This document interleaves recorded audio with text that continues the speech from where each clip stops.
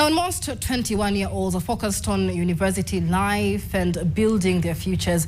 Angelene Gituto is fighting for her life. Diagnosed with a rare and aggressive bone cancer that primarily strikes young people, her journey reveals critical gaps in Kenya's healthcare system and the hidden struggles of families battling cancer. Tonight, we take you to Nyeri County, where one young woman's courage is challenging perceptions and calling for urgent change. The winding roads leading to Gekaife village in Nyeri County, which is located approximately 152 kilometers from Nairobi, is where I meet Angelene Gituto, welcoming me on crutches with a warm smile despite her challenges. Angelene Gituto's condition reportedly began in 2021 when she was a Form 4 student when she noticed something was amiss. What started as tiny, painless swellings below her right knee soon escalated and eventually caused a concerning limp. That time it was not painful.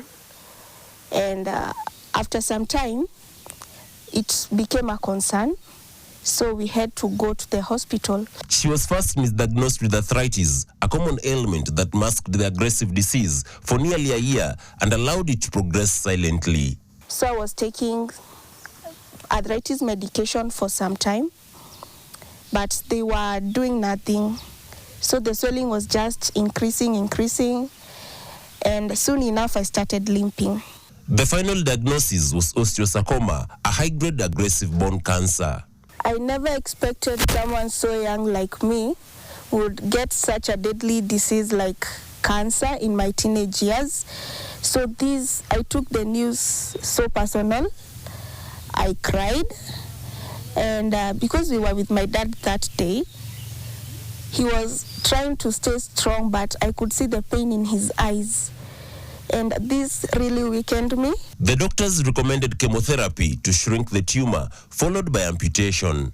So at first it was really hard for me, because it was like losing one part of yourself. But as my journey continued, I came to accept it.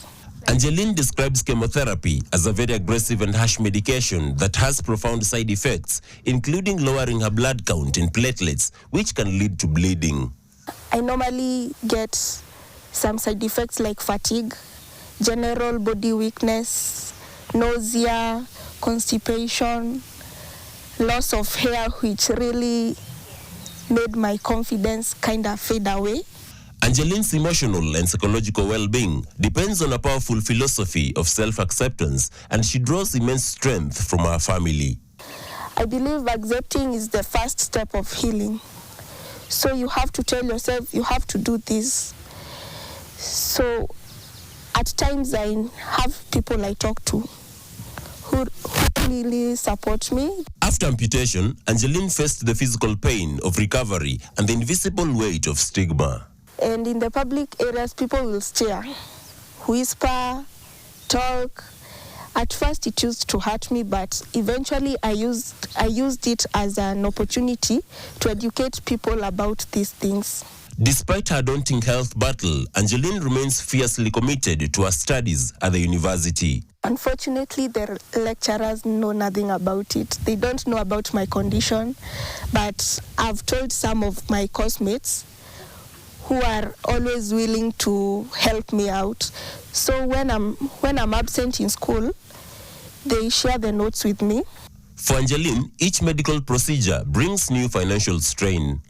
With little support from the health insurance system, her parents bear the heavy costs, reflecting the harsh reality that many Kenyan families face when they must choose between treatment and survival. I had a PET scan on April, and now I was sent for another one, which I'm supposed to go on September, which will not be catered for by SHA. Hii mguu yake, hii anaenda naye. Hiyo ndio ilikuwa na gharama kubwa juu nilikuwa nahitaji 400,000 cash ndio ninunue mguu ingine, hiyo ingine ikiharibika.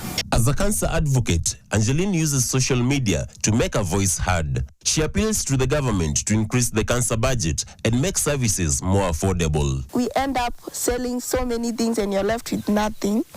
And also the services like scans. they should make it more accessible and more affordable. Dr. Nicholas Okumu, an orthopedic oncologist at Kenyatta National Hospital, says osteosarcoma primarily affects young individuals in their second decade of life when cells are rapidly dividing. There are some genes that tend to affect the occurrence of osteosarcoma, and also there might be some environmental factors. For example, if you're exposed to something like radiation or certain chemical exposures. He further notes that the earliest and common warning sign of osteosarcoma is swelling, often around a joint like the knee. He says that if someone notices it, it should never be ignored. In our part of the world, which we call the global south, our survival rates for sarcoma are very low. They are about 15%. So if you saw 100 patients with sarcoma, at the end of 5 years, only 15 will be alive. Osteosarcoma in Kenya, according to Dr. Nicholas Okumu, sarcomas in general are about 1% of all cancers. For instance, in Kenya, from an estimated population of 50 million people, about 5,000 to 6,000 cases are recorded in a year.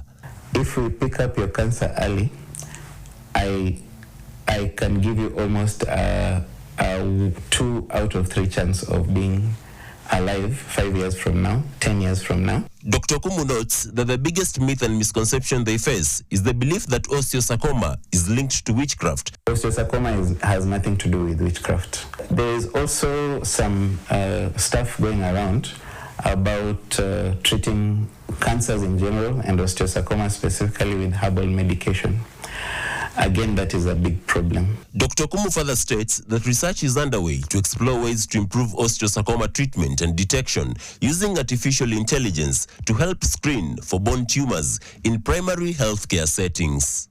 An amputee can simply send us a video, and with an AI machine learning platform pathway and 3D printing, we can be able to produce a prosthetic for them faster, cheaper, and hopefully without them ever having to step in the clinic.